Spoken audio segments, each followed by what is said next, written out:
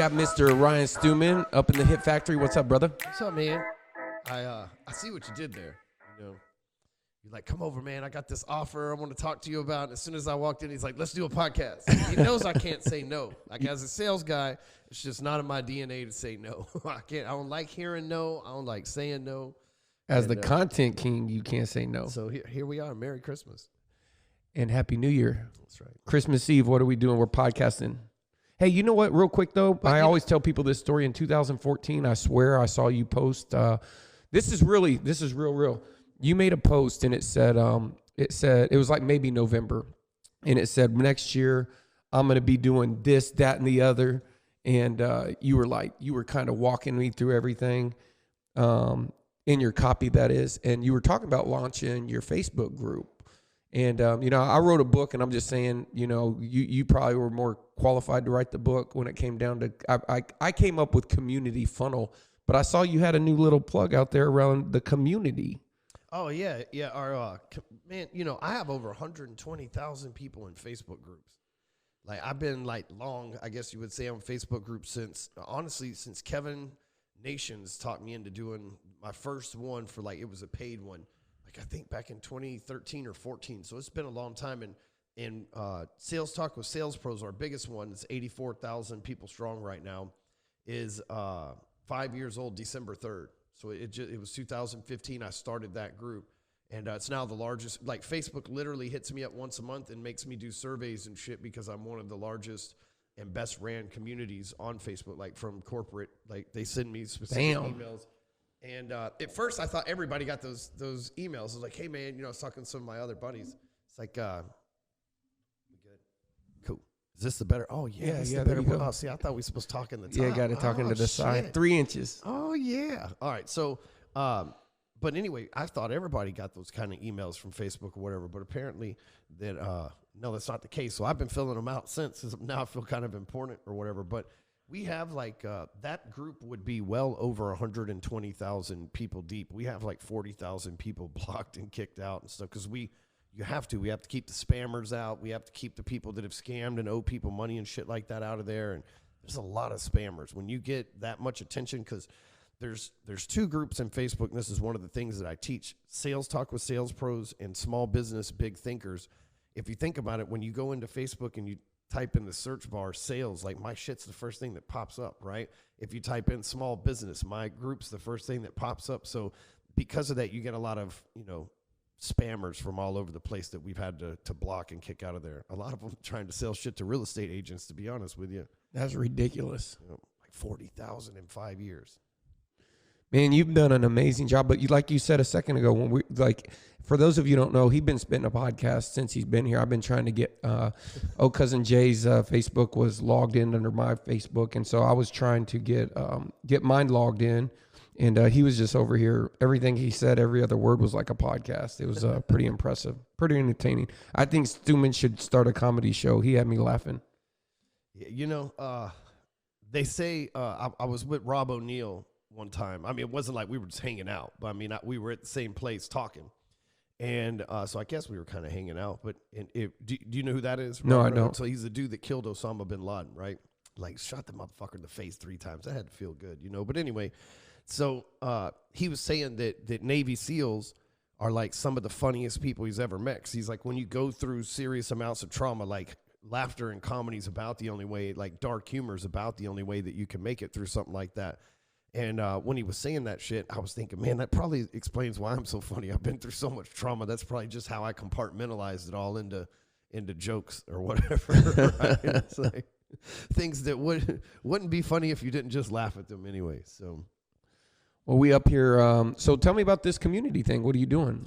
So teaching people, so this year alone, we made $3.2 million in sales from our Facebook groups. And that's not total sales. That's just from that source of traffic.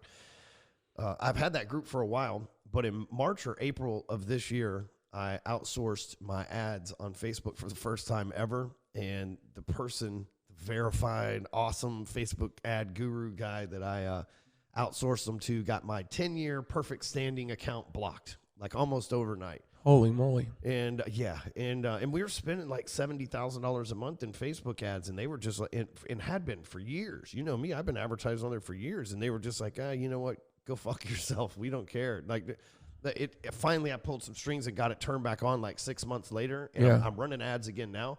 But up until 3 weeks ago, we never ran ads this whole year. I was just like, well, fuck it. Let's just double down on working these groups, man. We got 85,000 people in here. We don't have 85,000 clients. Let's just start giving massive content, massive value, and offering solutions inside this group. And we did that.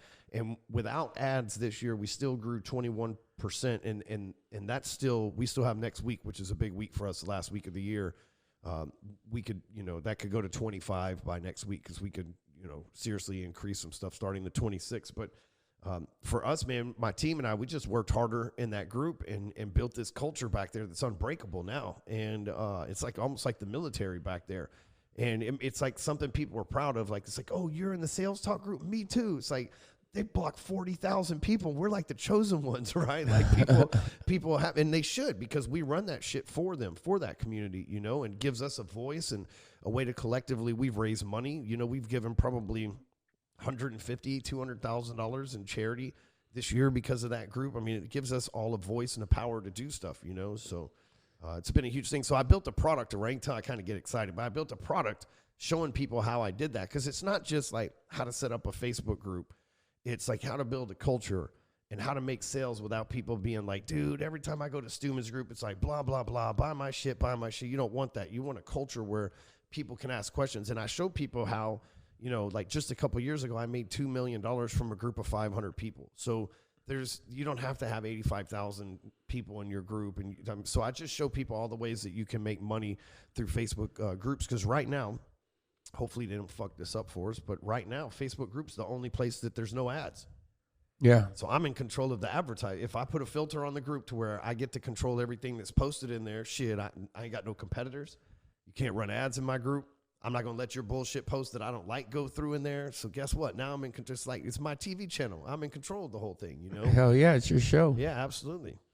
I like that, man. I like that. I agree. I one of the things that I think is, can you tell everybody about this jet airplane y'all are taking to Mexico? Oh yeah, you got tons of stuff to talk about. Man, like I'm trying to make sure the switcher pad don't die. I got to plug it in, because everything I'm thinking about, I'm like, shit, man, we could talk about this, talk about that. You got a big event coming up. Your event, just to let you know, and everybody, his event that I attended last year, I honestly, just in the relationships, and I'm being genuine. The thing that I'm most excited about, the thing that probably, I'll be honest with you, Dustin Black made an offer to somebody to go to the event as a contest for free. That dude and me had a conversation at the bar. Him and Kayla, I know Kayla's husband just relocated here from Reno. And then Travis, your boy Travis, worked with you. I made some relationships, but one guy, I mean, he's probably going to bring over 50 people in Canada that we're going to partner with as a relationship that I met at a bar, and that's not including, getting the opportunity to meet with Colin, who I know that was there. Just, man, if you haven't been to Stewman's event, when is it? When is that event? It's April 23rd and 24th here in Dallas. Here's what I try to do with my events is different. Like, the influencers and the popular people are also in the audience.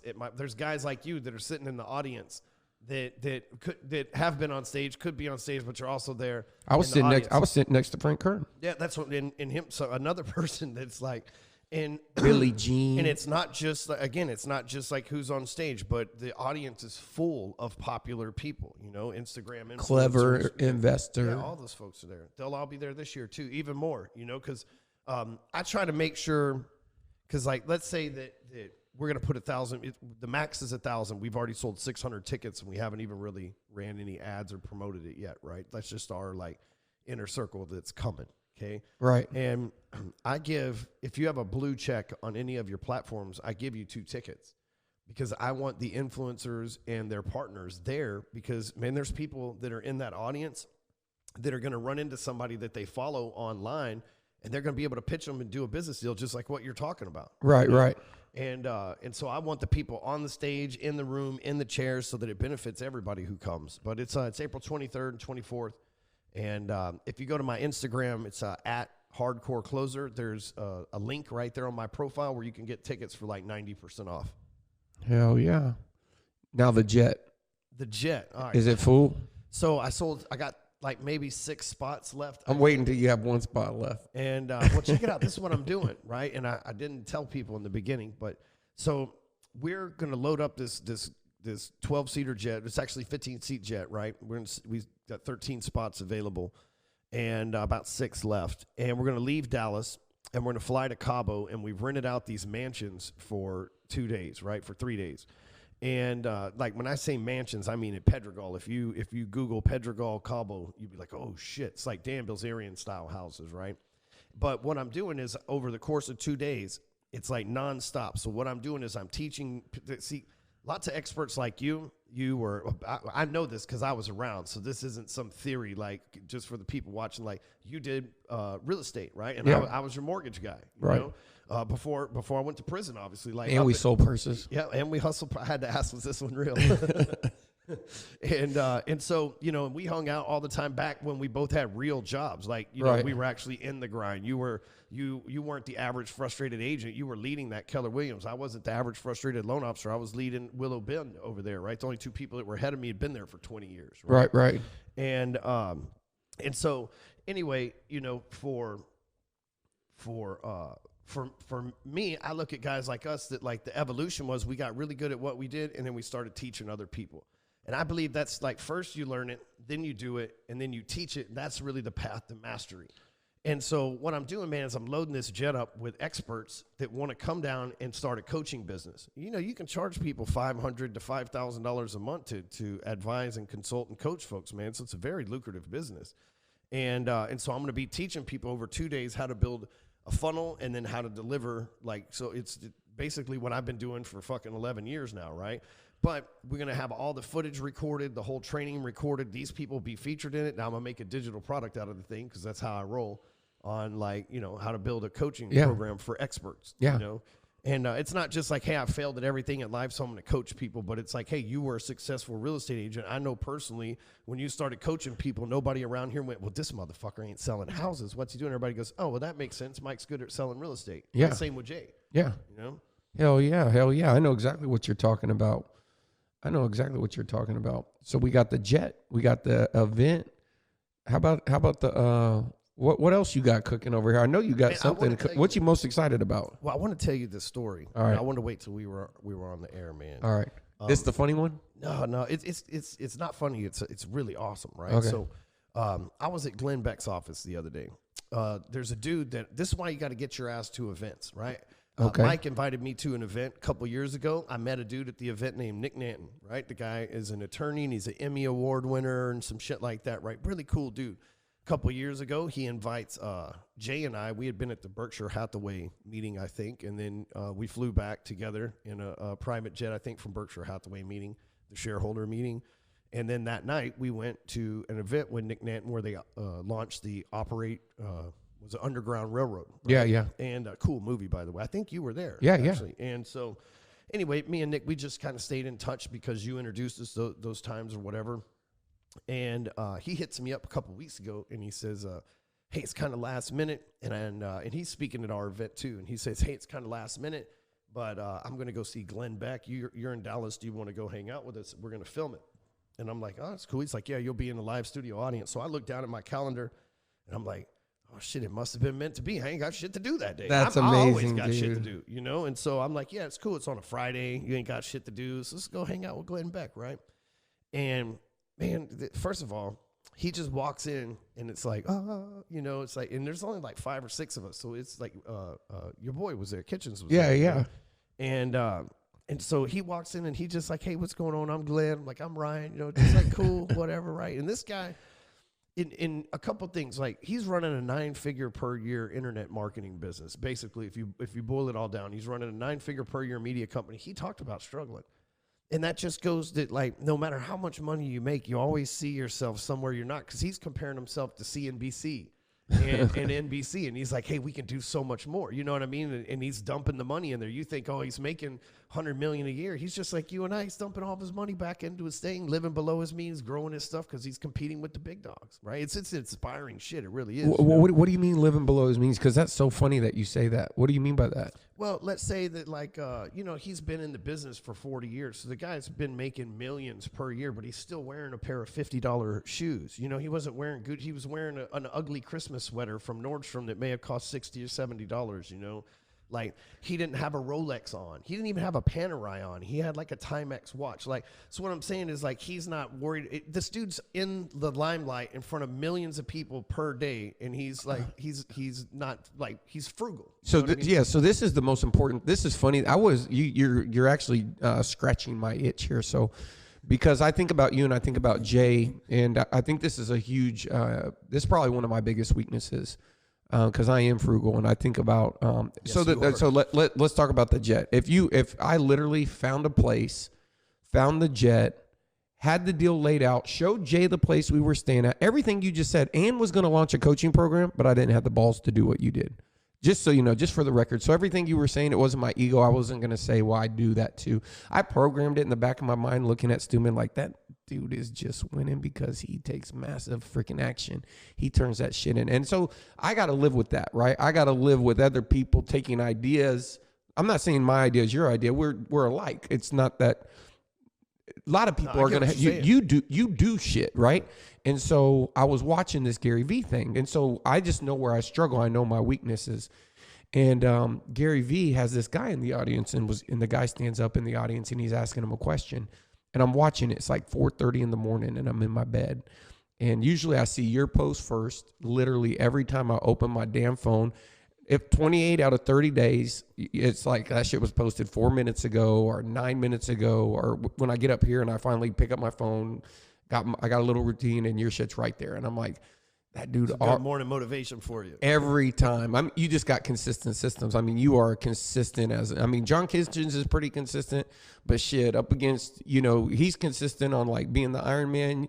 You the whatever you want to call it. You consistent on the hardcore closer. Hardcore closer. That's what consistently the hardcore closer. And so I watched this Gary Vee video, and this guy's asking a question, and I'll find it for you and send it to you. But he's in the audience. He's like, "Hey, Gary, so tell me about the ROI and blah blah blah." And he says, "I don't give about that shit. I don't care about that. I don't care about that." And he's asking him, reframing the question. He says, "Listen, you should be living on as minimum as you possibly can, and you should be putting everything you can back into the business, every single thing you can." And he talks about how that one mentality is why he runs a $200 million company. He says, and he goes on, and I'm sitting there watching it, and I'm just thinking about, my success in real estate. And I really wanted, and so I saw your post, and I even wrote it, dude. I'll show it to you. I got inspired. I saw your post. I was like, what, screw it. I'm just going to write a post. Stewman's doing, I'm going to commit to 2020, write my posts every day. I saw your talk, when you was in Jackson Hole, and, you gave the little recipe, and I was like, what, I'm going to do it in 2020. I remember when Stewman said in 2014, he's going to come out with the group, and then he just dug in and was consistent. And I was like, I'm going to get consistent. And I don't know why I don't post, I just don't know why, but I'm like, I'm going to do it. I'm going to get consistent. And so I see this thing about Gary Vee, and he's talking about pouring back into the business. And I thought, man, the only true reason why I was successful in real estate is because I was always putting it on black. Yeah, you were. I remember you were like, I was like, give me 6 Hummers, 4 billboards. Yep. I want every magazine. I was buying market share, bro. Everything that came across my desk. And you were buying houses. I was everything. Just playing. I remember you owned rent houses that you always had signs in the yard as advertisements. And then I came down to and you changed my mind, dude. You really did. I mean, I when I'm on the road, you don't get to hear me talk when I'm on the road. But one of my favorite things to say is I came down to your office one day. And I think I do believe this is probably one of your magic powers. And, it's hard to be empathetic to what other people are going through, because especially when you're winning, you got to win, then lose, then win again, and then know what it's like to have a loss. And so sometimes, and I'll never forget, Brent Hicks says, like, you spend all this time trying to make it, and then there becomes a time where you try to just keep it, right? And that's the switch. And people don't realize, the difference. It's like Frank Kern, your first million or your next million. Getting your first million is completely different than your next million. And so I was talking to you about something specific, and I mean, just almost like it was almost like you were giving a speech, but it was just me and your ass in the office. And you were like, you just turned around and it was like you turned on and you were like, listen, I don't focus on where I'm losing. I only focus on where I'm winning. And the truth is, on my way down, I was coming to talk to you about a place that I was losing, but it had become the thought that I was dominating my mind on how to turn a loser into a winner. And when I left, it was almost like when I was driving home, I was like, hell yeah. I ain't even thinking about that. It was like I was just putting shit, out of my mind, like boom, not thinking about that, not thinking about that, not thinking about that. And to be honest with you, that was very empowering, even though you subconsciously do it. When you're winning, you're just winning everywhere. And the losses are, you can wipe out a loss real easy with another win. But when people aren't winning or losing, they're just, it's really kind of hard to dream when you're trying to survive. So when people are like when you're saying with Glenn Beck or he was talking about struggle, it really, I don't care who you are, bro, it really does come. And you have you said, I remember when I heard you first talk about the force of average, and I was like, I didn't think that was true. You know how often I say literally the force of average came up in my house yesterday and tried to get some work in. And I woke up this morning and worked them back out, out the back door. But it is true. And I think that's what, your ability to go through things and then share those stories and connect with people, even though you might not know, because sometimes you're just talking, you know what I mean? And you say it so much and you're saying it over and over. But to somebody, it's their first time. Yeah. To somebody, about that. Yeah, it's the first time they ever heard it. And you don't realize, even in the grand scheme of things, they might not buy your shit, but you might change their life, and they might buy it down the road. And that's what Dan Kennedy used to always say, is he would say, and me and Jay, you can ask Jay, we would say, that's what we did. He was like they'll buy your book and they'll just hang out for a while. They might hang out for 3 years, and, they might have a stroke of good luck. They might close on their house. They might have a little bit of appreciation. Circumstances might change, and then they're going to be sitting right there at your doorstep. And that's the power in building a community like you've been able to do. And I applaud you for that. And I know people have problems with direct sales, but I had this Spanish guy up here, and he was like, dude, I moved to America. And he was telling me that at 10 years old, they had to live outside of the city limits, because he didn't want to get put back into Mexico.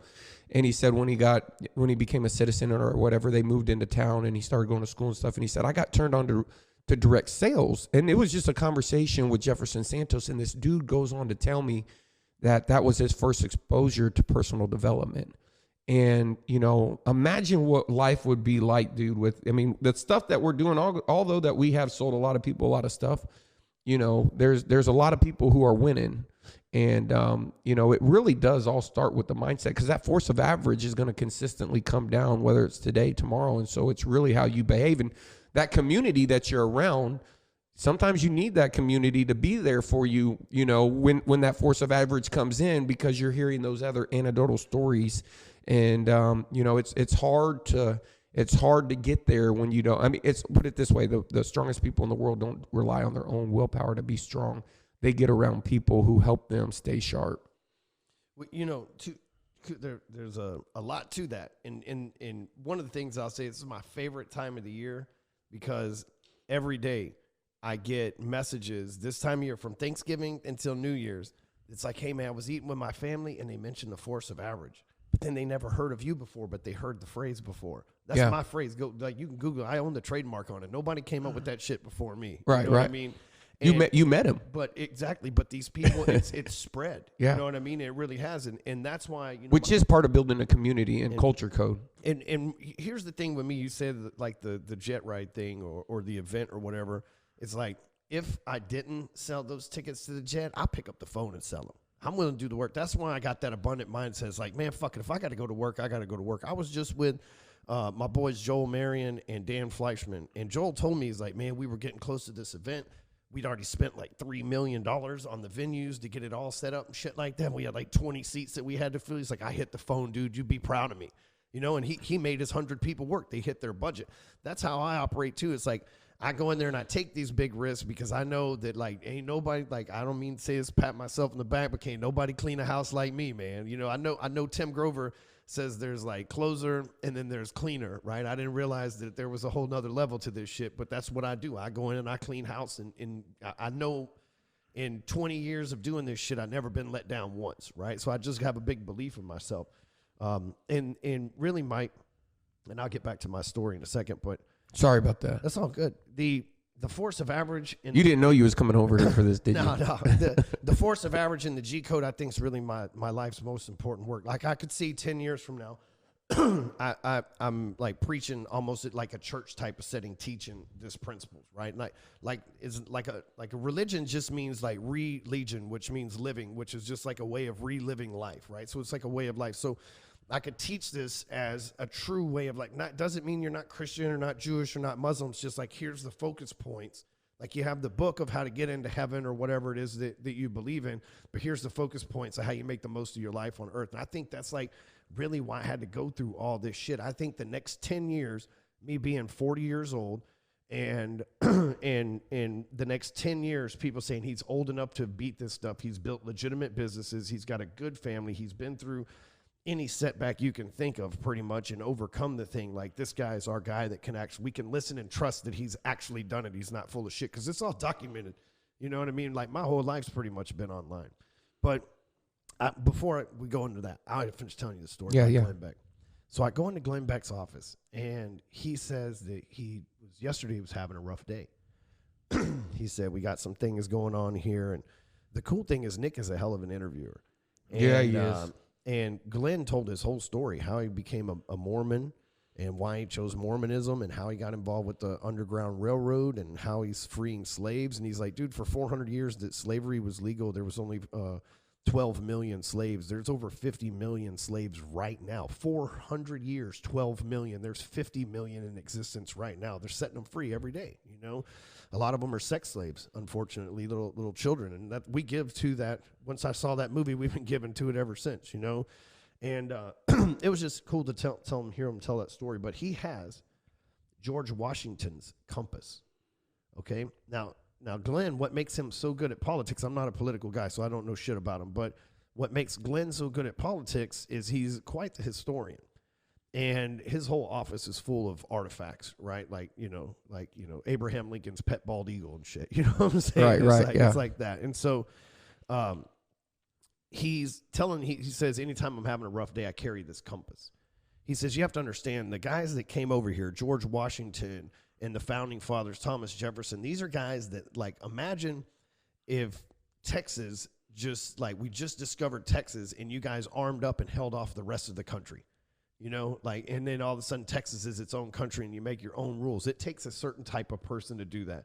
These guys weren't tyrants and treasonous. They were entrepreneurs that were tired of taxes. They were business guys that were members of the Frisco Gun Club. You know what I mean? Like that's what they were. They were the David Goggins and the Mike Reese and the Ryan Stewman that just got fed up with the way that the church and stuff. So they wanted to pray how they wanted to pray. They wanted to do life how they wanted to do life, and they were willing to fight for it. Yeah. And as we know, and thank God they did, right? And yeah. so, but this is what he said.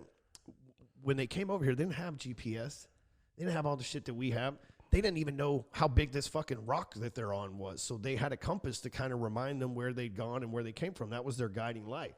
So when Washington was sitting around and thinking, he would rub the back of this compass for 70 years. He got it when he was 13 years old. So he rubbed it for 50 or 60 years or whatever it was. So there's like a groove.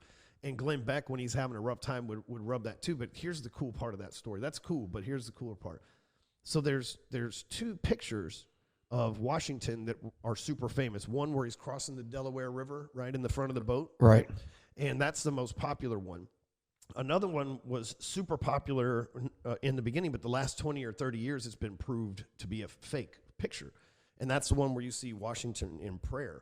We don't see that picture very much anymore because the guy that drew the picture said he snuck up on Washington and saw him praying in a field. But we know this is what Glenn Beck says. We know that story is not true because General such and such, that was the general for the Redcoats, was commissioned he was going out and was spying on Washington and his people, and he was alone with Washington, and Washington didn't see him. He had an opportunity to kill him.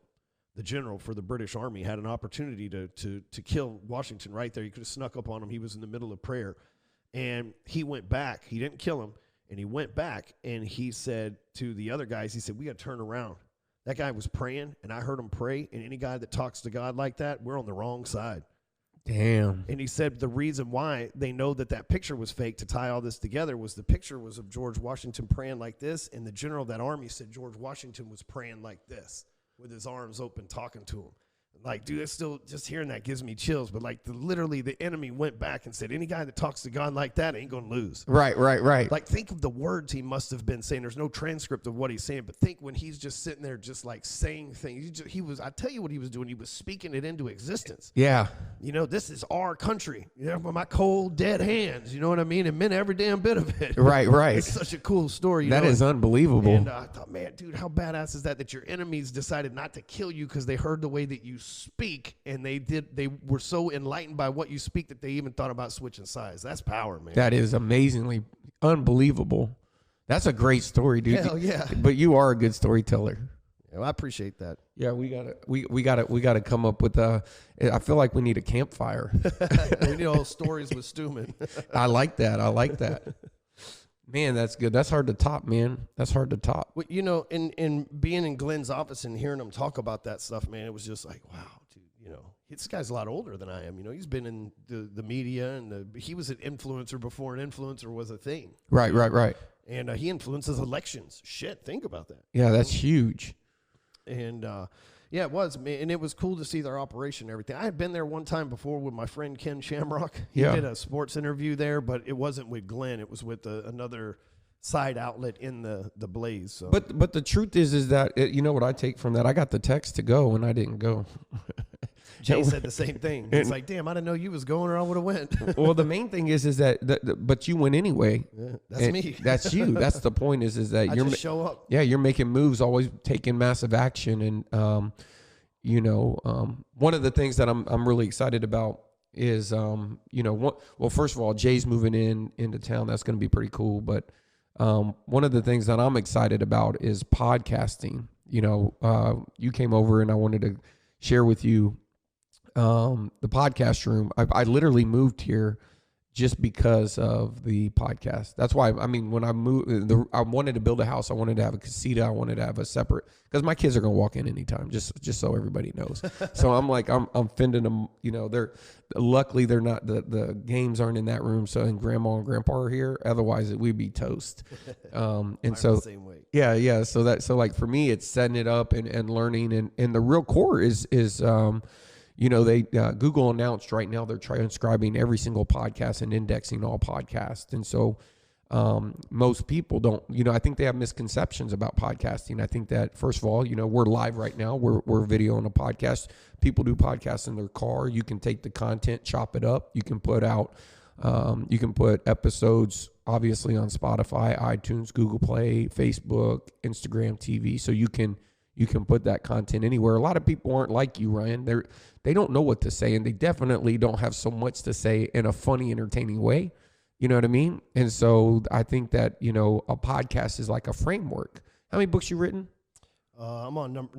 I've written 10. My 9 are published. Yeah. The 10th one's coming. Yeah, my point is you're not normal. And so you got a lot to say. Quite the talker. That's my point, dude. And so, like, for me, I'm trying to help people, you know, like, individuals get real free. You know, I just think that, you know, at a micro scale, you know, not everybody wants to take over the world, but, you know, there is something to be said that if you started over from scratch, you wouldn't do anything different. You would still publish content. You would never not publish content. You would never not use social media. But there's so many people out there right now that leverage no social media. They publish no content. And what I was saying earlier about the mindset and what you were saying is the biggest constraint in any goal is not it's how you're thinking about the problem. So they don't think about it. They just don't think, or they think it's not true, you know? And one of the things that you know, you come up with all these ideas. I remember, one thing that I wanted to do was anyway, it was a long story, but the Daily Dare, and I don't know if you know what that is. He does a text messages every day, and it was an audio file, and I'm talking to you, and we're at the snow skiing thing. We're at the bar in Jackson Hole. I believe this is true. If it wasn't Jackson Hole, I'm not trying to be misrep what I'm saying, but I just remember you looking at me and saying, dude, I'm getting with Rob and I'm recording 365 podcasts and there's going to be a podcast every day. And it's like after you give your speech on like, well, I do this on Sunday and I do this on this day and I've been on 9,000 YouTubes. And then you're just sitting there at the bar and be like, and now I'm going to drop another one, and I'm going to freaking do that one every day. And I'm like, shit, dude, but that's the thing. I did it. I'm on 497, episode 497. That's my point. my point is, and I met people when I was at your event. I met these young kids, and they were like, yeah, I listen to that every day. I know you did.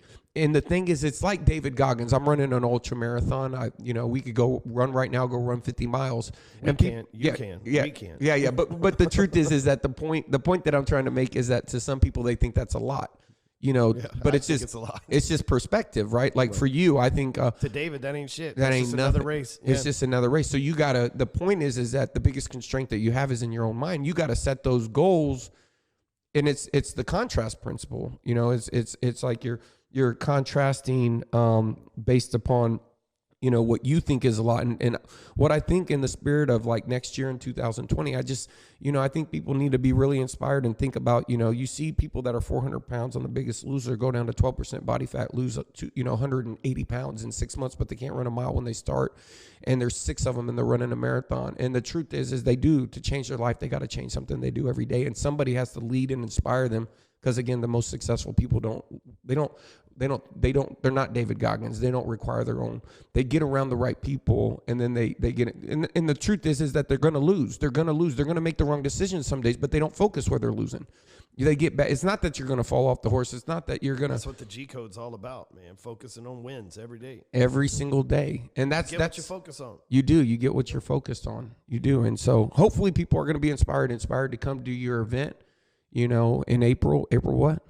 23rd and 24th. Let me say this to you, to the folks here, man. And the reason why I have a lot of content is, and I never said this before, but I believe it 100%. So, I don't know how many people watch or listen to your podcast, but we got 35 live listeners right now. Let it be said that I said it here first. I feel like I would be what in the like biblical times would be like a prophet, So ideas are dealt from somewhere, right? They don't just, they're dealt from somewhere, like a divine coder, a divine creator, God, the ideas come from somewhere. We are given ideas. And here's what I think. I think we're all given the same ideas. Most of us just go, that won't work. And so we discredit our ideas and don't even realize how often we do it, right? And so the reason why I say that is I feel like I have been delegated as a good steward of ideas. You know what I mean? And almost like a prophet, man, like and I don't mean just ideas. I mean, the things that come into my head, oftentimes that I speak become true. Right. And right. Like it would be like a prophet from those days. So here's what I have for you guys. And then I'll tell you about content too, but this is important. We are going into a year of 2020, right? And we're a week away from it.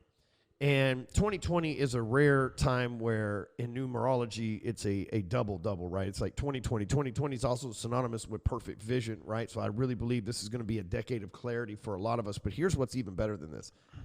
The number 9, right? 2019, the number 9 is the number of completion. That means that all the stuff that you needed to be complete, right? Because a decade is 10 years. By the end of the 10 years, by the end of that 9th year, going into year 10, you need to have had everything completed for the 10th year to be perfect in that decade, right? Roger that. And so what's going on here is we are moving into a brand new start, but it's a double, right? I'm 40 years old. 20 plus 20 is 40. This is my fucking year. I already know it, right? But more importantly, here's the big thing. Which 2020 equals 40. That's what I'm saying, man. This is my year, and it's perfect vision. But here's the best part, right? is this is an opportunity where it's double numbers. But so number 9 is the number of completion. So for many of you listening to this right now, you struggled like I did. This year I broke my neck, man. I was bedridden for 3 months. Mike knows I came over here to his house with a neck brace and shit on for his son's birthday. Like, I was fucked up, man. For a while, they were worried I was going to die. They had to transport me. Like, my lawyer transported me in a care flight. And my lawyer's like my best friend, man. Like, he's not one of those guys that's going to call care. They literally thought that I was dead, right? They thought that no way I was going to be able to walk again, all this shit. I didn't even get my team assembled until July, and then fucking September I almost died. You know what I mean? Shit, we had like 2 good months this year, really. But I completed a lot of things, right? I had to take a step back, but I completed a lot of things. Next year, the numbers 2 and 0, it's repeated twice. That means it's twice as powerful. The number 2 is a pair, right? So in numerology, 2 is the number where your divine coder, God, whatever you want to call it, the number 2 means that you have an alignment with God's purpose. And the number 0 literally means number 0 is divine, and the number 2 is a union. So it's literally this next year, you are going to find God's purpose in your life. Whether you believe in God or not, I'm not a preacher, but like you can call it the divine coder like I've been saying, but you have a divine purpose, and next year you're going to find out. And what that means is next year is a rare time in man's life, women too, but a rare time in mankind where you're going to get an opportunity. The idea is going to come to your head, and you're going to go, that's my calling that I've been supposed to do my whole life. That's going to happen for you this year. But here's the thing. You're going to end up on a jet in Mexico. You either end up on a jet in Mexico, but here's the bigger thing. You're going to have an opportunity to say yes or no to that opportunity. Mm-hmm. And it's going to be the people that say yes next year that make the best next 9 years of their life. I believe that. Jamie Dimon, the CEO of Chase, JP Morgan Chase, the largest banking organization in the world, right? Largest publicly traded banking association in the world, was on record 3 weeks ago on CNBC after the bell. He said this: the way that the tax code is structured and the things that have been put into place for the last 3 years, we should have minimal setbacks in our economy for the next 54 years. The next 10 years will be the strongest. Like, this next decade is going to be powerful for us, but there's going to be an opportunity that's missed by millions, maybe billions of people because they let that idea skip to somebody else. What do they need to do? Man, when you get, just like me, when I get an idea, I take action on it immediately. And I feel like I was just meeting before I came here. I was meeting with somebody to work some business things out, man. Because I had an idea. Just this morning, I texted the guy. I said, man, I never do this, but I want to be your business partner. Here's what I propose to you, blah, blah, blah, because I got an idea and I can't let this slip away. Dude said, holy shit, that's like the most amazing thing to wake up to ever, right? The answer to every prayer I've been praying, right? It's again, because I wasn't sure what he was going to say, but his answer was, shit, that's the answer to every prayer I've been praying. That's perfect, you know? But moving past that, talk to the content part, because I don't know anybody who's created more than me. I really don't. Like, I know people who've... We got 53 people watching live. It's cool. We're growing up. I know people that have paid to create, have more created than me, but ain't nobody created. Like, I wrote all my own shit. Right. I've been podcasting since... You take your own pictures? No, I actually have a person that does that now, but I'm in them. You know, that's really me in them. It's teamwork. I'm going to have to work on a body double one of these days. Somebody with abs. But so the thing with content is I've been podcasting since 2011, and podcasting is something that we call a power move. You know, it's one of those things where my 2011 podcast is still there. And my Rewire podcast is like 5 minutes. And, dude, there is 1 million people a month that listen to that thing. A fucking month. Dude, I don't know why I'm not the top fucking guy on iTunes. I never rank anywhere on iTunes. And I just fucking know the ones that are ranked ain't doing more than me. But I can see the Libsyn stats, man. We are killing it on there. And but it's against 5 minutes because people listen to it every day. Yeah. You know, they pick it up and listen to it every day. Some people listen to 4 or 5 episodes at a time because there's 490 of them. You know, I've been doing it for a while. But blogging, podcasting, and here's the thing. In the beginning, when you do it and you're not good at it, it's cool, right? I didn't get this good at telling stories by not telling stories. I got this good at telling stories by sitting in front of a lot of microphones like this over the years. And in the beginning, nobody listens to your shit anyway, so you're not good and nobody's listening. It's fucking perfect. That's actually a blessing. In the beginning, you're like, why is nobody listening to my shit? But 10 years later, you're like, thank God nobody was listening to me back then because I was wrong. Like, I had no idea. Right. Right? But as time goes by, you get better for this. More people listen to you. But here's the thing about content. About 150,000 people hit my website every month, hardcorecloser.com. and we don't run any ads to it. And we post on social media and stuff like that. But most of those people aren't going to the blog that I wrote today. They're going to the blog that I wrote in 2015, 2013. I saw that repurposed post this week, too. Man, every post that goes in the Sales Talk group right now, all those long ones, those are blog posts from like 2013. I was like fucking 8 years ahead of my time, and nobody believed you could do all that shit back then because I was the only one doing that with the stuff back then. And now it's like common knowledge, and I'm like, man, I'm not going to rewrite this shit. I'm going to fucking repurpose it. And dude, they're eating it up. They're like, dude, this is the most cutting-edge shit ever. I'm like, dude, I wrote that literally. I can prove that it's on my blog from 2013. Yeah, that's amazing. And but back then, nobody was reading it. And now it's relevant, and I don't have to go out and try to act like. And now I got verifications like, dude, I'm an OG. I've been telling you guys this shit for 8 years. These other young guys are just now figuring out what obviously I figured out a decade ago. And doing it without creating content, though, had that just been an idea or I just knew that, then people be like, oh, yeah, he acts like he knows everything, but he's just another one of us or whatever, right? Yeah. But that content works for me, man. I write one article, make one website, one funnel, and that thing works for me 24/7, 365, as long as I pay the bill to keep it up on whatever site it's on. Hell yeah. And why wouldn't you do, like, I probably create 5 pieces of content every day for 10 years. Fuck, dude, that's a lot of content. That's a whole lot of content. That's a lot of content. It's like, what, like 25,000 pieces of content? At least, you know, and probably I have more than that because I have 3,000 blogs, 3,500 YouTube videos, no telling how many Facebook videos. I'm on over 2,000 podcasts. Like, dude, it's just massive amounts of content. So, like, first, if you Google my name, you're like, shit, there's like 100,000 results. And second, it's like I show up for all these one-off results that nobody thought about writing 5 years ago that's just now relevant. But had I not done, and this is where so many people don't understand, the work you do today may not pay you for 5 years. I don't expect anything that I do today to pay me for 6 months. The ad I run today, the marketing that I do today, the conversation I have today, this podcast, I don't expect anything to come from it for at least 6 months, and sometimes it's 6 years. But I expect it to be in the future. Everybody walks around wants that right now. We did a podcast. When's the sales coming in? Yep. You know what I mean? And I'm like, dude, we just created content, dude. Our grandkids could be listening to this at some point in the future. You know they're going to listen to it. Yeah, y'all be good. I catch my kids watching my videos on YouTube all the time. It's hilarious. Jackson's mom a couple of months ago was like, you know, I don't know how to tell him not to watch your videos, you know, and my dad gets upset because you cuss. Her dad and I get along, but he doesn't want an 8-year-old watching me say fuck every other word. Or whatever. Right. I'm like, the kid's a fan. Let him do his thing. So he lives with me. He's obviously heard me say it. Yeah.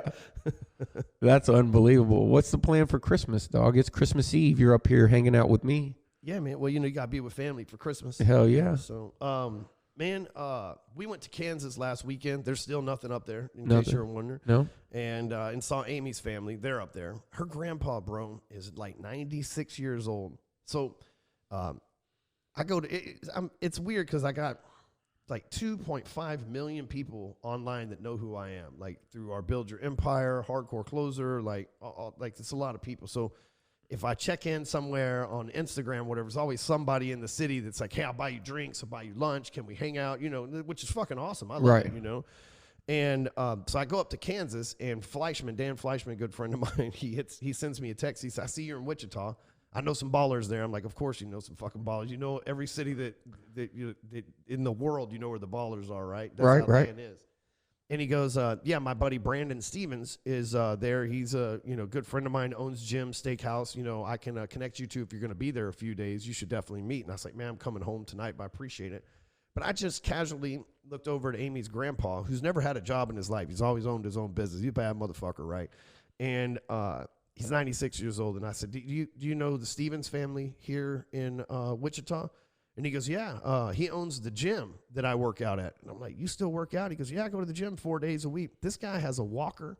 He's blind, and he can barely walk, and he goes to the gym 4 days a week. Goes in there and swims, man. So, like, people right now that are already worried about backing out of their New Year's resolutions and shit, man, fuck y'all.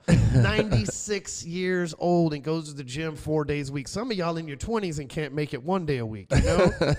Dude, been doing his whole life. Been doing his whole life. That's the reason he's fucking 96 years old. Hell yeah, it is. Know? Yeah. But dude, when he said that, I was like, I already like the guy. You know what I mean? Like he's my kid's great grandfather and my wife's grandfather. Did y'all take a picture? I already like the guy. And no, he didn't. Man, I'm suck at that. You know, I forget. That's why somebody has to take pictures of me, right?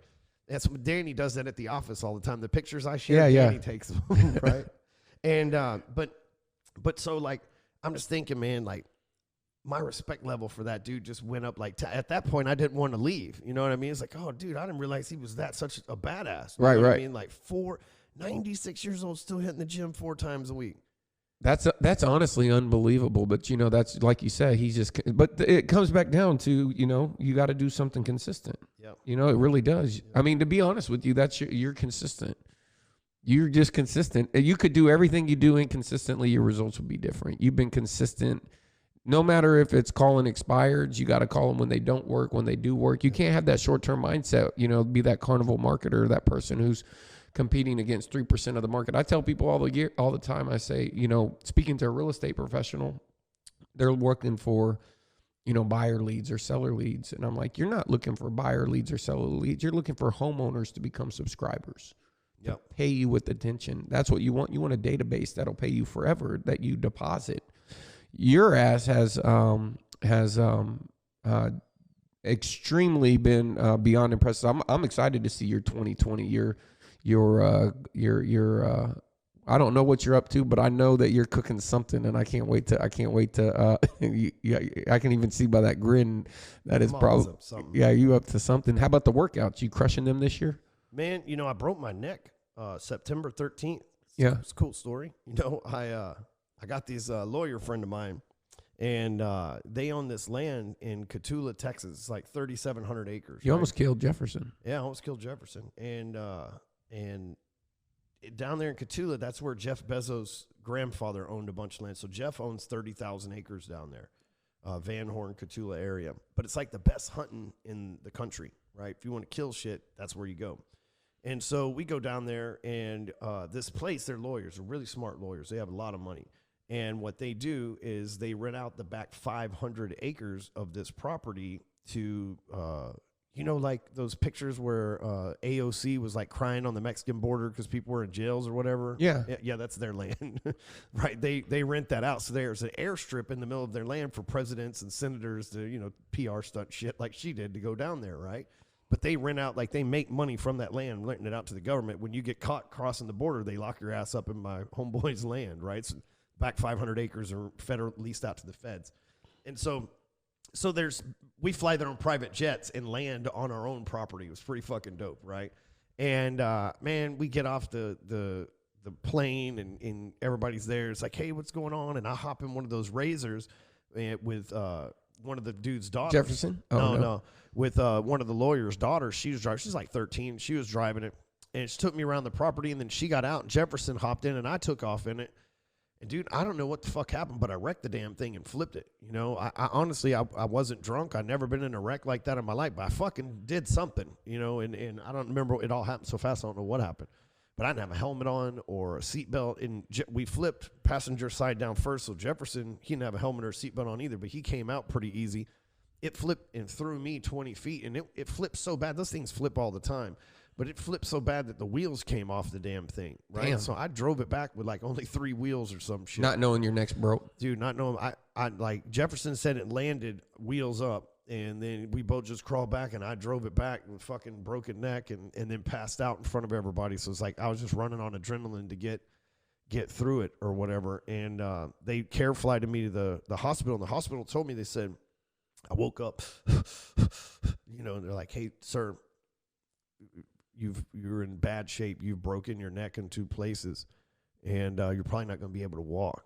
I'm like, motherfucker. And like, the natural thing to do is like, well, can I feel my feet? You know what I mean? And my legs and shit moved, and the doctors went, holy shit. Well, so like a couple days later, I walked out of there 8 hours later. They didn't want me to walk. They're like, you got to be in a wheelchair. There's no fucking way this guy's walking. Turns out I broke my C6 and C7. But because I live the G code and work out, my neck muscles and my trap muscles were so strong that even though it broke, it didn't shift, which is what causes you to be paralyzed. My muscles just literally broke in place and fucking stayed there because my neck and trap muscles just held them. It's what the doctors tell me, right? Neurologist said it's like 1 in 17 million fucking chance that happens. But here's the other part. Most people, their spinal cord, like if you think of like your wires, right? Your conduit goes through the C6 and C7. I'm like 1 in 17,000 people that it goes through the C5. So when I broke the C6 and C7, it didn't fuck with any of my nerves. So I'm like one of the only dudes in history to break their fucking neck in 2 places and still be able to walk and not have any nerve damage and no fucking surgery needed or no shit, man. I am literally a miracle from God. That was, you did that shit on purpose just to write another book. I had to go back and change 2 of the chapters in my latest book because one of the G code is basically 4 things you focus on every day.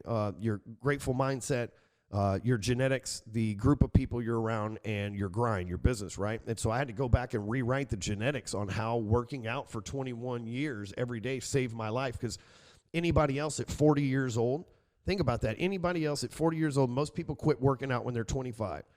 At 40 years old, their bones have gotten weak, their muscles have gotten soft. Dude, that'd fucking snap me and I'd be in a wheelchair. If I'd have just focused on work and not working out anymore, I got money, I ain't got to go to the gym. Dude, I'd be a dead or fucking paralyzed motherfucker. That's crazy. Dude, it's crazy. Again, that's work that I did 20 years ago that just paid me today. Yes, sir. I only been in 1 wreck in my whole life. That's all it took. I never been in a car wreck. I got 2 4-wheelers at my house right now. I never fucking been in a wreck. Been riding them since I was 5 years old. You ride them a little slower now? Probably not. No. I'm just make sure I have a helmet on. You know, that's the big. If I'd have had a helmet and a seatbelt, You wouldn't have broke your neck? I wouldn't have fucking nothing. If I'd have had a seatbelt and a helmet on, like a normal fucking person, like, yeah, I wouldn't have been in. But I blame Jefferson. He didn't have a damn seatbelt or a helmet on either. One of us should have said something to the other one. That's crazy, dude. That's a good story. So, but I'm glad you were all right, though. Man, shit, a lot of people. But you know what? A very valuable lesson I learned. Thank God, in about July, I told you I got all my team assembled. They ran the company without me for 2 months. Like literally, I didn't go to the office. I didn't do any calls. And like Drewby filled in on podcasts for me.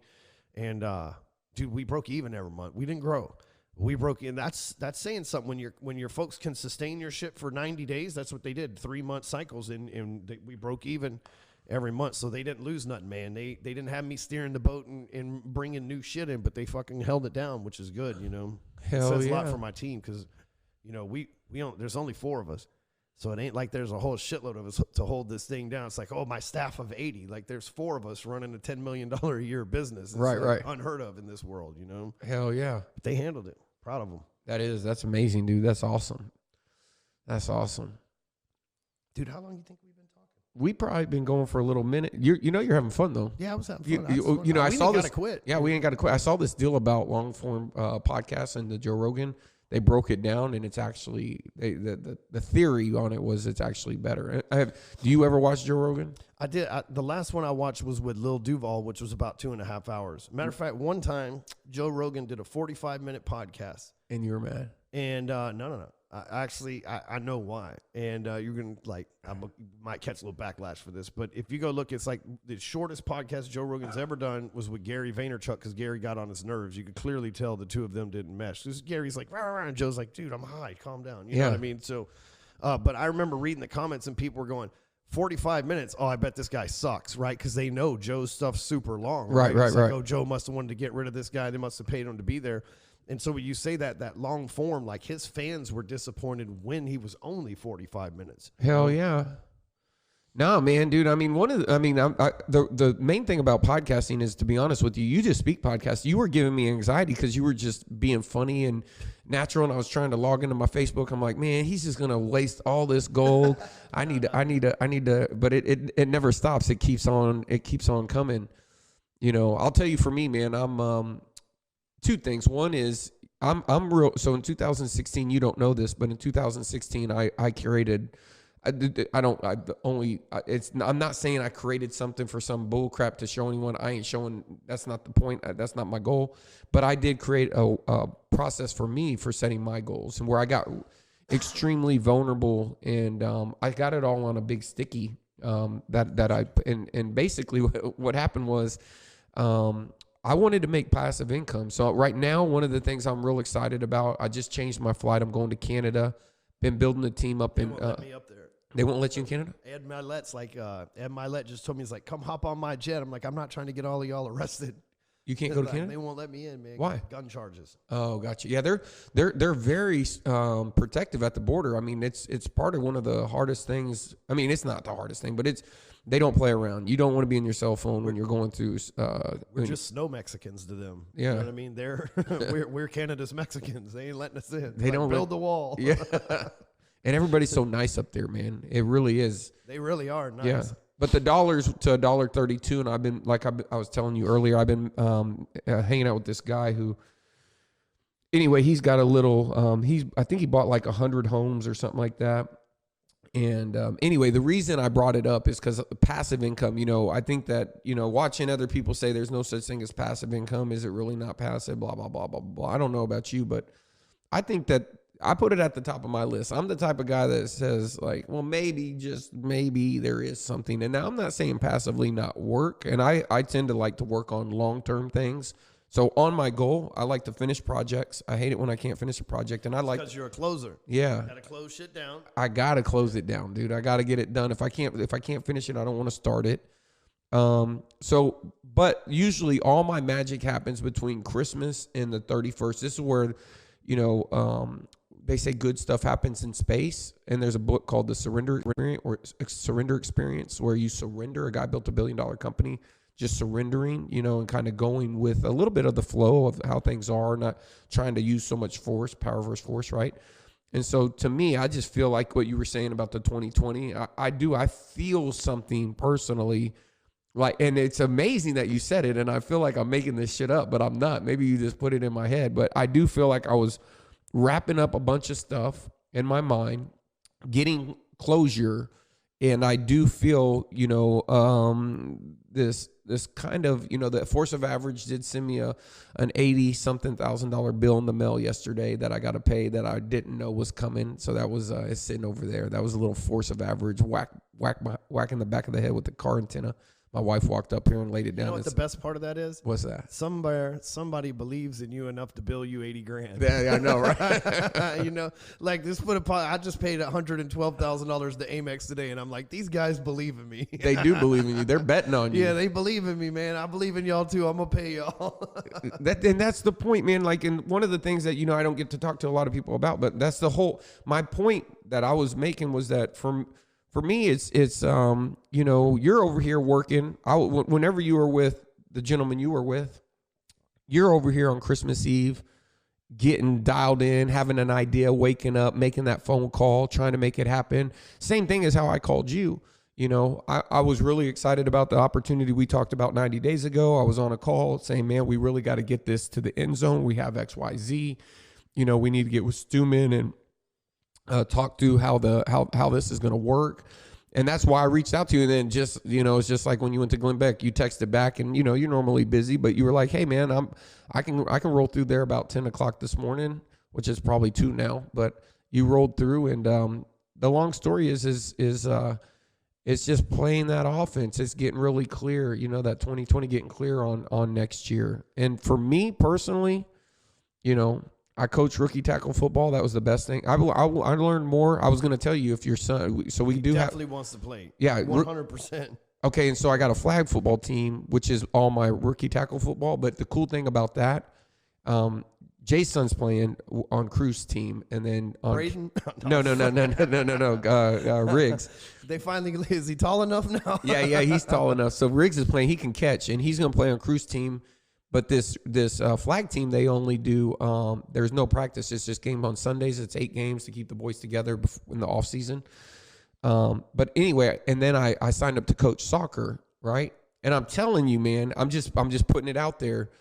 You try to do so much yourself. What I learned coaching football was, and what I learned working with these kids, was it is the power versus force. It really is.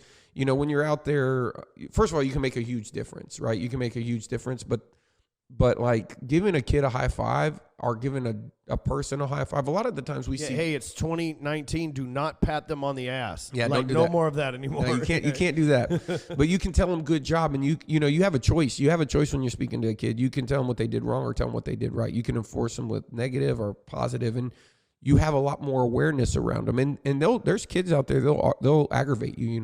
I've had specifically someone that was a little bit more frustrating. But when I looked into his eyes and I saw his being, and I knew that he didn't know no better. His eyes were going back and forth so fast. He probably had sugar and Xbox all on his mind. And I was like, man, just a little kid. You gotta, but so many. And then that bled over into like adults. And so sometimes I look at people, grown-ups. They're just big kids. They're just. You can coach kids. You can coach adults. That's my point. Yeah. That's my point. Because you have to become. You truly have to tap into. It's almost like an introduction to being leading and inspiring and growing a team from a real genuine, it's like a muscle. So when you start there, right, the first thing they told me when I first started coaching the football team, they told me I had to buy all the equipment. I'm cheap. I was like, what? Y'all sent out an email, asked for a coach, and then I got to buy the equipment. Then they said, well, you can bill the parents if you want, but you got to keep a current of that. And I was like, man, so I went and looked at the equipment. I'm a couple $1,000s into bags and cleats and all this stuff. And then they're like, well, you got to pick out the team name, the color of the jersey, and you got to do a decal. I was like, man, this is a job. And so I had to flip my mind. My mind was thinking about recreation. You thought it was recreation. Then you're like, oh shit, this is a job. I had to make How often does that happen to people in real estate? Oh, all the time. I had to make the decision that I was going to do it. I was just kind of tiptoeing in it. I wasn't committed to it. And then once I committed to it, it was just now I'm so committed, but it's to coaching my kids, but it's also I'm doing it. Although I'm giving to them, I'm getting back. And so part of my life by strategy, part of the thing for me is my big rocks, dude. When I lay out my plan, my big rocks right now are around sitting down with each one of them. We recorded our first podcast. I'll let you hear it when we're done. And I interviewed every one of my kids. I saw the videos on Instagram. Yeah, and that was them going over their goals. So I'm asking them their goals, what they learned, and I recorded the whole thing. I was like, man, I'm going to do this every year. Sit down, record, talk to my kids, talk about – because that shit would sound funny, 10 years from now. Like, oh, yeah, what did you learn this year, and this little one's just repeating what this one says. And I went back, put it in Camtasia, edited it down, took out the ums and ahs, and it was like a passion project. It was so fun to do. You know what I mean? It was so fun, and it was aligning and vectoring, the things that I like to do. But then Crew sat with me while I did the editing, and I was showing him like, hey, you see how this is you see how the spike goes up, and so we did that, and I was like, man, well, that'd be a good little exercise to do on Sundays. Sit down, record a little podcast with the boys, name a little thing about it, just talk to them, then go through the editing process, because now they're learning, they're learning a lot, right? And so for me, success without that is not mean anything. If I'm gonna go out there, I don't want anything. Like, I'm not trying to buy a new car personally. There's nothing I do want a new car. Just so let me take that back. I want a car. I love cars. I just got my wife a new car, but I'm not gonna get anything from it, right? I'm not gonna get anything if I don't know my son's, personal goals, and I don't have time to coach his football. If I don't have time to coach his soccer. So for me, I was writing down, the whole, what do I want my year to be like? And I'm just telling you, dude, I can't explain it. It's like when you're trying to tell somebody, you're like, dude, I'm telling you. But when you're looking up on game day with your boy and you're the coach and you got a certain responsibility and you've been out there with practice and you met all the kids and you met their moms and their dads and they're now friends when they were total strangers, and you watch them. There's really nothing more fulfilling. When I say fulfilling, and, all we have is time. People would pay us a lot of money for our time, right? But making that investment. And for me, what I did is I did it intentionally because I was traveling so much. Because I'll commit to anything. They can call us right now. Me and you go to Australia on Tuesday, right? Or maybe tomorrow if they won't let me in there either.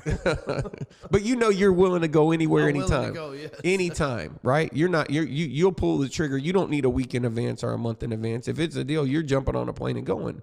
And then that, what happens is my wife's like, okay, and everyone else is like, okay. So I was like, you know what? If I schedule to be a coach, then I can't leave. And at least just for 2 months, this one football season, which is from this day to this day, because the first question I ask them is, who gets to determine practice? They say, if you do, then I said, how many practices do we have to do? You have to have 2 practices, can't do more than 3, blah, blah, blah, blah. All right, cool. So I'll practice Thursday, Friday, game on Saturday. That means if I travel, I go to events on Monday, Tuesday, Wednesday. you know, and then I look over the 2 months if there's anything I have to go to, and I tell the assistant coaches right up front, hey, we got EXP Con. It's going to be the second week. I'm not going to be here for that one, but I let everybody know in advance, and then once I'm committed. And so for me, goal-wise, that's what I'm working on right now. I'm working on those big rocks with family, man, because you know as well as I do. I mean, there's people right now that are sitting in big ass houses alone. You know, I read this spot on, you know, one of my Peter Thomas, you know, his son committed suicide. You know, he got to the top of the ladder, but you know, and I read this post about this girl who committed suicide, dude. She committed suicide, bro, and she wrote a letter to her mom. So I read it, and I was like, and it was devastating, you know. And I was like, man, you know, how do you be, you know, where can I do better? Like because even though I'm doing the best job that I can, you know, I want to do better. You know, how can I do a little bit better every day in that department? Because that's one place you don't want to be slipping. Because at the end of the day, I guarantee you, I promise you, you know, if you did break your neck, you wouldn't care about anything else. But, you know, you just don't. I mean, I watched this little podcast about these guys getting out of jail. It was an interview with Big Meech, you know, and Little Meech, and they were like, it was the guy's name is the guy who went with BMF to jail. I watched it yesterday on YouTube, actually, and he was like, man, when I got out of jail, all I cared about was my kids and my wife and my family. And so just to put it in perspective, you know, those people that matter so much, you know, you got to be always, you know, putting them at the, you know, before, you know, when you're running like I'm running an ultra marathon, you know, it's, you know, and you're going to go run for 9 hours or 8 hours, and, you know, they want to sit down and play just a little bit. You know, it's so easy to get in the grind, in the hustle. And we call it in the real estate, that hustler stage, where people this holiday, they won't even be present, bro. They won't even be present. They'll be on their phone. They're going to be everywhere else, and they'll look past. And, you know, or you can make this one of those magical moments. I remember when my dad actually took the time, sat down, played Tecmo Bowl with me. It seemed like all day. And I got a laser tag set, and he took me into the backyard and shot the laser tag, and then, you know, played cards with me, you know, at the dinner table. So my challenge to people is, you know, make sure that this holiday you're reaching out to all those people, being present. Even though we got all 2020 to hustle, make sure you put those big rocks in your calendar, you know, for the people that matter the most, you know. And yeah, that's I think that's my takeaway. You know, this year, probably if there was one thing I could change, it would probably be being. I'm pretty involved with my kids, but like being more, you know, especially after listening to that. You know, you have 3 boys, I have 3 boys. Man, that's a lot of noise, man. It is a lot of noise. noise. A lot of fighting and screaming and telling and yelling and noise and sports. I mean, it's a lot, you know, and you know, I don't always feel like I'm always there, and we have experiences, but man, you know, one of the biggest things I've had to explain to my wife sometimes, we can be going on date night, which we do once a week, you know, religiously. And yesterday, as a matter of fact, was our date night. But like, we can be driving down the road for 10, 15 minutes, and I'm not on the phone, the radio ain't on, and she's just talking to me, and she's like, and what do you think? And I just fucking didn't hear any of it, man, because I got my mind racing. I'll look up and be at my kid's game, and not on I ain't really looked at the phone, but a couple times since we've been here, right? It's just my mind don't stop, you know? Yeah. And I've had to explain to my wife, it's like for every like sentence you're saying, there's like 100 rolling through my own thoughts. Yeah. I'm trying to grab the ones that I can, you know, and I'll go to a game and look up and watch the whole game and be like, shit, man, I don't even know if we're winning or not, you know, just like, because of being in my own head, man, it's a blessing and a curse, you know. If there's one thing, it's probably meditation. I've got with those Muse thing, and I do it pretty regularly. It's helped a little bit, you know. And some people might be like, "You got ADD. Look, I'm not trying to get on Adderall and shit like that, right? I got my own system." But if there was one place that I could, that I would really want to improve, it's being more present. Not for me, right? I got a good memory. It's for them so that they know. That's all. You know what I mean? So like, I feel guilty. Like if they knew that I don't know if they scored or not, right? They'd be like, what the fuck is Dad even here for, you know? And they don't know that, But my 8-year-old, and you can probably vouch for this, he's starting to get like cognitive dissonance. Like he's starting to have his own thoughts and challenge the way things, like when they get 8, they start that outside rationally. It's like, okay, well, he's saying this. Let's see if he means it type of shit. Oh, 100%. And, you know, you don't believe it until it happens, but I see it's starting to shift, especially since me and his mother are divorced. So there's a different set of rules at his house that he lives in half the time than my house he lives in half the time, you know, and we're on the same team as Mom and I, obviously, but it's still different rules. You know what I mean? I'm very militant on our shit and have 2 other kids that are there full time that are boys, so I've got to be militant with them because those guys are out of control. But I feel good, like if they knew, which it, you know, it can only be a year or 2 before they start to figure it out. That right. If I don't get it together, you know. But man, I wish I could coach. I can't commit to shit like that. I really can't because I'm on the damn. I know you're on the road a lot too. Yeah. And I just I'm not going to commit to something that I couldn't for sure do 100%. But be my luck that I'd sign up to coach every Thursday, and then Bill Gates would be like, well, you know, Microsoft's having a company reunion on Thursday. It's like the championship game with my son or Bill Gates, you know, like. No, I hear you, man. I'm the same way. It's one of those things, you know, I'm the same way, dude. I was 88 cities in it was from May to December, 88 different cities.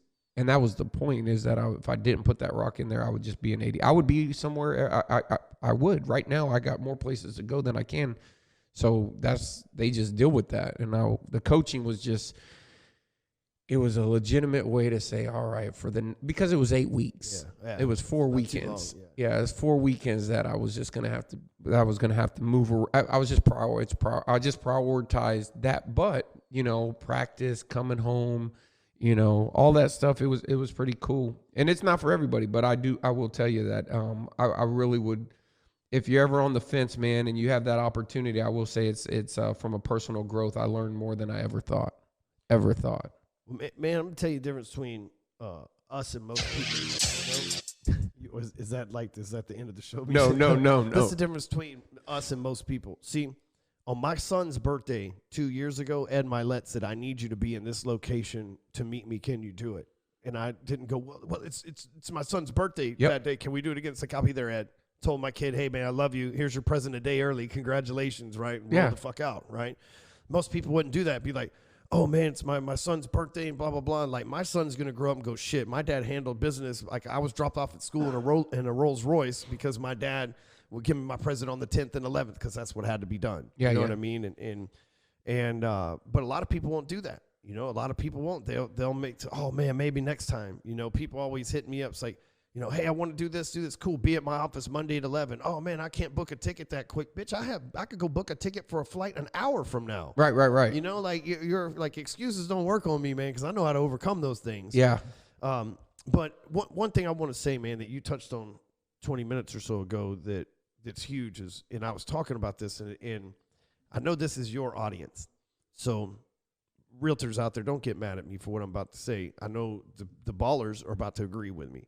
And we know a lot of people in real estate aren't ballers. It's like an 80-20 rule, just like anything else. A lot of y'all are going to be mad at me, but I want you to think about something. Mike has the answer to this. I don't get paid or have I don't have a dog in this fight, but let me tell you personally, especially since I just mentioned Ed, who's a dear friend of mine and my mentor. Realtors lately online have really developed a bad attitude. And I've been watching for 2 years going, man, why are they so angry? You know, I run a sales group, and the realtors are the ones that report post the most, because I look and see who people are when they do shit, right? And they yell and argue comments and amen, dude. And you guys know there's lots of drama that's involved in the marketplace, and I'm like, why are they that? Dude, way? I have people hate on ads. I do not get it. I know, and it's always agents. Like, so for me, I don't just sell to agents, or maybe 1% of my business, right? Like 99% of my business is business owners. Yeah, and 99% of the people that we get issues from are real estate agents. And so for 2 years now, I've been like, fuck, because, you know, if you'll remember when I did mortgages, I never chased real estate agents. I just generated leads. And oftentimes real estate agents would come to me and be like, hey, man, how do I get in on the leads, you know? And even you and I, we had a JV together. It wasn't like, hey, Mike, let's go meet down for lunch. There was actually my boss met you, and he's like, you got to meet Stewman. You and this guy fucking crush it, and that's what happened. Right. And but I think I figured out why. Why really? Because, man, my whole life, you know, you show up and you get paid for the effort you put in. So, like, when I sold car washes, you got paid for that day's effort. Yep, right? yep.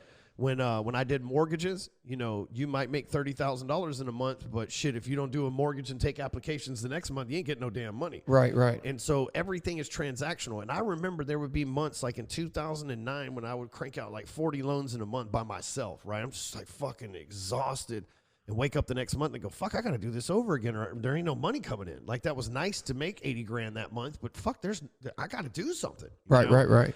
And I think realtors that don't have any passive income, so they get angry because they're like, fuck, dude, I'm constantly worried where my next dollar comes from, right? And even though I was making a shitload of money in the mortgage, which is whether you want to admit it or not, it's the same thing as real estate. Y'all show them, we finance them, we all rely on doing a house deal, right? We make about the same money when it's all said and done. And so when I was a loan officer, man, it was transactional. So that's all I knew, man, but it got exhausting after a while. I feel like a lot of real estate agents now live life by transaction. Man, they're living life transactionally, right? But here's the thing. Man, I used to be fucking mad all the time too. You know me, man. I'm a competitive motherfucker. I can be one of the nicest people, one of the meanest people you ever met in your life, right? Amen. And you've known me for, 15 years now, so you've seen across the spectrum. And the thing with me is, like, the last couple of years, man, I've been a lot nicer, right? And at first, because you had that reverse polarity. Well, I'm joking. Yeah, that's part of it. But at first, I thought, you know what, man? It's because I got more money. They say money and alcohol are magnifiers. I'm a fun drunk. Obviously, I'm a good rich too, right? You know what I mean? Yeah. But then I got to thinking about it. Like, I've been making millions of dollars for about a year, for millions of dollars a year for 5 years now. I've been making hundreds of thousands of dollars for 15 years. And I'm like, well, fuck, I'm not rich, but I had a little money for a while, so it can't be that. But I realized the source of my money was what changed. You see, I own a software company, and we make 6 figures a month passive income. It's that way now. It wasn't that way, obviously, when we started. But over the course of 2 years, now we're sitting at 6 figures a month at passive income that comes in every month, whether I make a sale or not. The sale that I made 12 months ago still pays me every month because people use our software. And that's taken a huge amount of pressure off of me. Matter of fact, it's actually made me more profitable because I wake up and I want to go out and chase deals. Right, right. And I've got the security that if I fail, I'm okay. Yeah. And realtors are missing that. They don't have that residual income. But I've watched you and Albie and Jay in the last 2 years build this residual income, and I've watched y'all's quality. I mean, Jay's driving a McLaren, moving into town. Finally, I mean, this dude's been your boy your whole life. He's been my homie for about 15 years now. Yeah, I've been telling him to move fucking into town for 15 fucking years now. You know what I mean? I've been trying to sell him an exotic car for 3 years now, and dude, he's been making money for a long time. Man. Long time. But now he has that security of passive income, so he can do that, some security and predictability.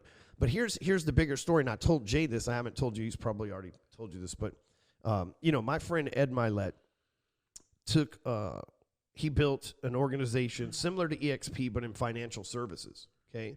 It's called World Financial Group. And if I remember if I remember the story correctly, right, Ed recruited a bunch of people, built a hell of a downline that led to about 50,000 people. He was their top recruiter. He would sell out stadiums. He was leading calls and all the stuff that you would do in a traditional opportunity like that. And World Financial Group sold to TransUnion, which is a publicly traded company, or sold to I think it's TransUnion, is a publicly traded financial advisor insurance group, right? So when they did that, like Primerica or something. Yeah, something like that, right? And so Transamerica, that's the name of the company, right? Transamerica, they're actually in Plano. And so that company's publicly traded, and they bought World Financial Group, right? So here's what happens. When you buy a company like that, see, you and Jay and Albie, y'all have shares of EXP. If somebody was to buy EXP out, right, like they've got to buy your shares from you. Well, Ed he recruited so many people, and they closed so many deals that he had so many shares that they bought half of his shares out for $200 million cash. Crazy. Now, listen, Ed was making good money, $40,000, $50,000, $60,000 a month, maybe $100,000 a month, right? And then all of a sudden, bam, 200 mil on the table. 2 years later, they bought the rest of the company, had to go back to Ed and give him another 200 mil. Cash, debt free. This dude, he don't owe nobody a dollar nowhere, and he's got more money and he knows what to count, right? Yeah. And because of the same opportunity that you guys have, he built something that was residual. You guys are building something that's residual. I've seen it change your life, and I'm not here. Like I said, I don't have a dog in this fight. I'm not in your downline. Yeah. But I was literally having this conversation with somebody this morning. I said, what the fuck are they all so mad about? I said, I'll tell you. I got it figured out. They don't have residual income coming in, so they know they got to go work for their next dollar, and they're scared to death that it may not come in. Even the biggest producers are scared of, like, shit, what if we don't close 10 deals next month? Fuck. You're exactly right. Yeah. Yeah. But man, that peace of mind, dude, I got one of them pillows that cools you off in the middle of the night. It's like sleeping on that when you got residual income. Every morning I wake up, and it may just be, $1,000, $2,000, $3,000 in the morning, but shit, at least I got my day started off. At least my day don't start at zero every day. Dude, and that makes a huge difference. Just $3,000 a day is $1 million a year, right? You create just $3,000 a day in residual income. That is $1 million fucking dollars a year, and it ain't that hard to create residual income. And if it ain't in an opportunity like recruiting people with EXP, then maybe it's a coaching residual or a software company that you start up. It's like the hardest thing, in my opinion, to build residual income with is real estate. I know that sounds crazy because that's what y'all do, but fucking managing properties can be a pain in the ass. Yeah. Dude. Like selling passwords and logins, letting another company just pay you for the fucking effort you're already putting in. That's real residual mailbox money. Like my software company, I could have died and broke my neck, and my team could have picked that up, and it still would have paid. I made $100,000 a month for 10 years on affiliate revenue. Yeah, Affiliate revenue. Yeah, affiliate. Never sold other people's stuff. One company specifically.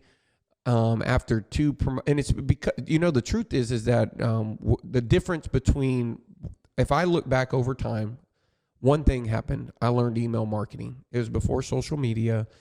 I was doing email marketing when email marketing was when my competitors weren't. Let's just say that. Brian Buffini, Michael Ferry, Tom Ferry, Craig Parker. No, but it was communicating to. Man, you were also doing real estate when none of the motherfuckers were either. Yeah, that's true. I'm just saying. But the truth is that it was leverage. So think about if you just run the parallels here. So email marketing, that's equivalent to like Sears having the thing that catalog, catalog, right?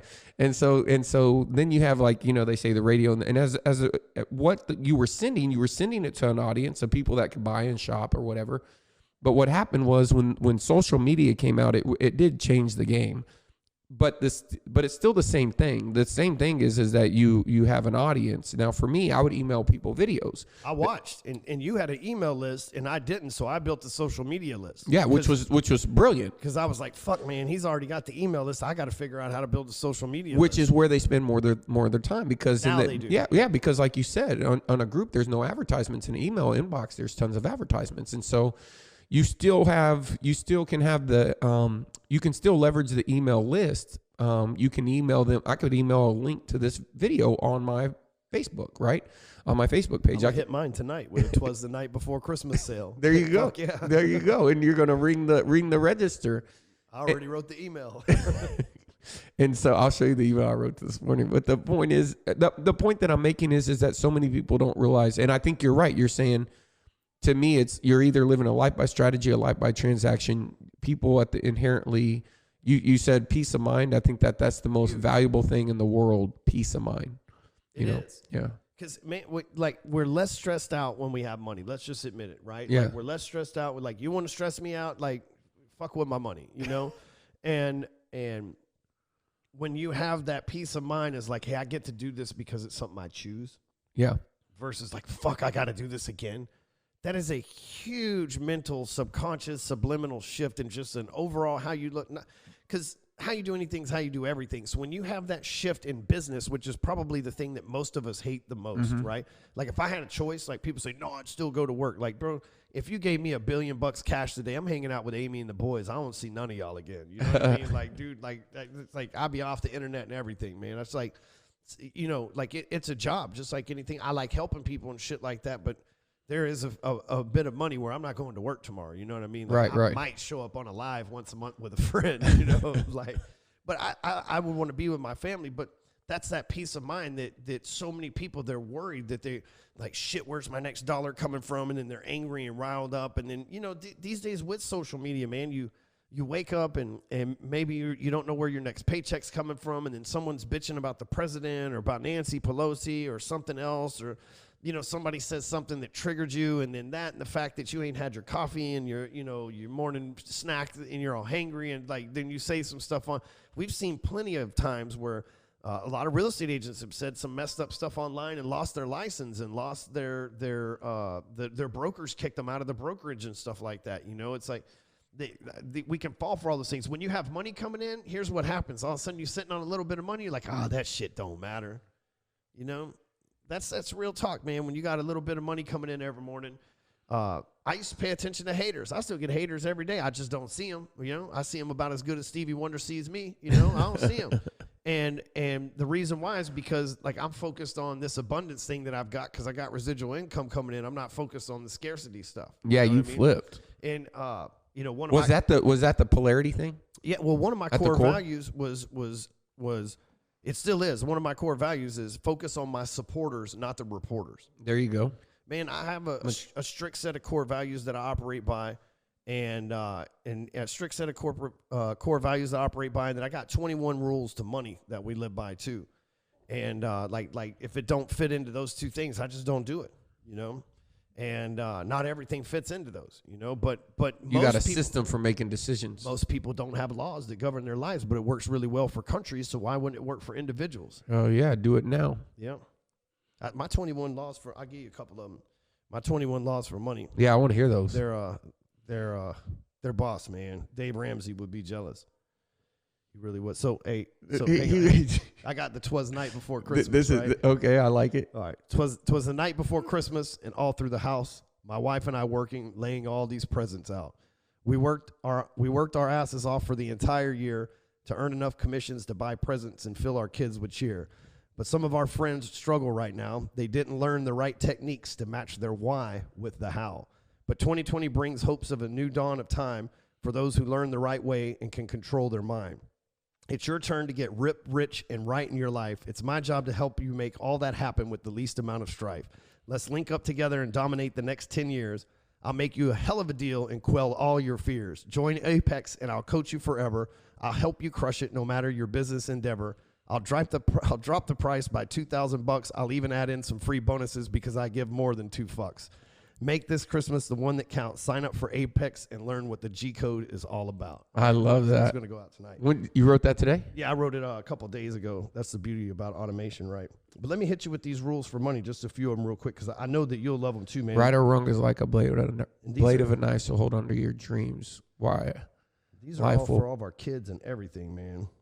Separate the few who achieve. Why? Let's go party and let life pass them by, and their dreams remain dreams. It will be them who cry. So remember and stay focused and keep your head clear. I promise, my friend, success will be near. What you got? You got one too? I just wrote that. Oh. That used to be on my desk when I was in real estate.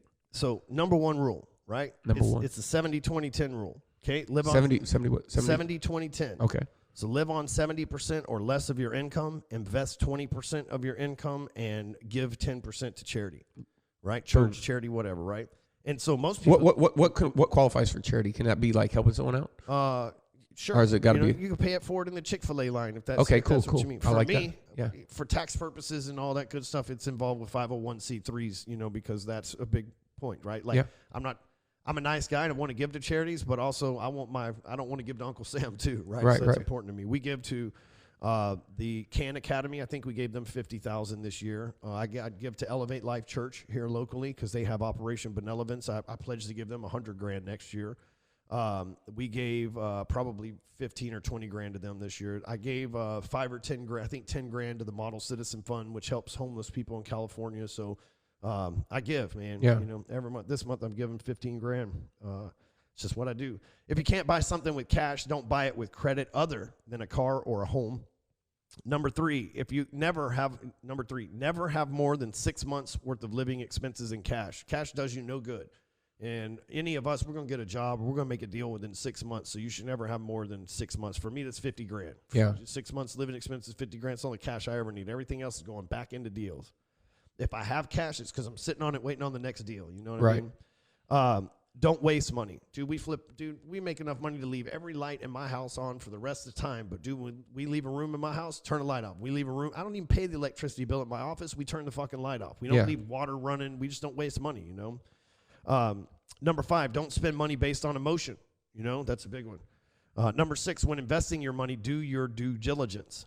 Number 7, think 4 generations in the future before you spend or invest your money. That's huge too. Most people trying to think about right now. Yeah. You know? Number 8, never carry a credit card balance unless it's at 0%. Number 9, I'll read you through 10. Number 9, never have all your money. No, read 21. All right. Go ahead. Number 9, never have all your money in one account. Yeah. That's big too. Number 10, never have all your money in one investment unless it's your first deal. Number 11, never spend more than you can truly afford. Number 12, don't spend money. This is a big one for y'all.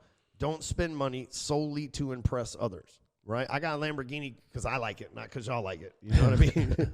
Y'all getting to see pictures of it. It's just a nice little bonus. I got it because I like it. 14, treat your money as if you worked hard for it, even when it's gifts and investments. That's big this time of year. Many of you are thinking about how to blow your Christmas money immediately. You ought to think about is if you just worked for it, what would you do with it? Number 15, never work for the same dollar twice. Boy, that's my investment strategy right there. I learned that lesson. I used to buy companies, and then I'd have to run the damn things too. Like, never again, man. So now I work for $1 once. I invest that dollar. It works for me. I'm never buying a business that I got to run to. I own 11 businesses right now, and I run 3 of them. That's it, you know. Number 16, manage and adapt your budget monthly. Some people set up annual budgets and all that. Man, shit changes. You need to be on top of your numbers every month. Number 17, know your numbers, right? So many people run from math in their numbers. Like, oh, you know, I don't want to look at it because I would find, like, no, you need to know. Yeah. That's how you hold your business accountable. Number 18, if it sounds too good to be true, it is. Remember that. Always with money. If it sounds too good to be true, they call that the Garza law. Yeah. Inform yourself. Well, which brings us to 19. Inform yourself of how taxes work and pay accordingly. There right? you go. And number 20, never rely on just one source of income. That's huge for the agents. That's that residual. You know, never rely on your own supply. My book on Amazon is called Bulletproof Business, and I talk about how you could sue and crash one of my businesses and it wouldn't affect my lifestyle because I'm not relying on just one stream of income, you know? And then number 21, my favorite and the most important, spend your time earning money until you can spend your money earning time. There you go. Yeah. I like that. 21 rules for money, baby. The 21 rules for money. And then we had the Christmas countdown. Yeah, 'twas the night before Christmas. Night before Christmas.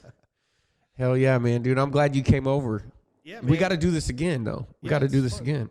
I don't want to stop. We got to get like Jay in here too. Yeah, we got to for sure. We got 4 mics, so we got to get like probably Woods and Jay or maybe anybody, and Jay or something. Yeah. Jay, I was gonna. It was funny because the guy you told me you were with this morning, I was gonna reach out to him because he did a really good talk when you were there about nutrition. So I thought I was gonna throw him on and maybe inspire some people. He's always willing to share and give. So. Good people, man. Good people. Well, I appreciate you, man. And the main thing is, I just appreciate you coming over. I know we're gonna stop this live and then we're gonna talk a little shop so I can get you where you probably need to go. I don't know what you got to do today, but you're allowed to stay. I got some gifts under the tree for you. Cool, man. Cool. Well, hey, I appreciate people checking us out. You know, if you dig this, if you thought we said some cool shit, share it. Put it in your groups. Share it on your Facebook, your Instagram. You know, send me a DM if you like it. And that's it, you know. We'll see you at the top or from the top. Appreciate you, Mr. Stewman. Thanks for checking out the Get Money Now podcast. I hope you enjoyed it. If you did enjoy it, you're really going to enjoy our Facebook community. You can become a part of the group by going to joingetmoneynow.com. And also, if you enjoyed this episode, make sure you subscribe and turn on the notifications so you can be notified of all the new episodes.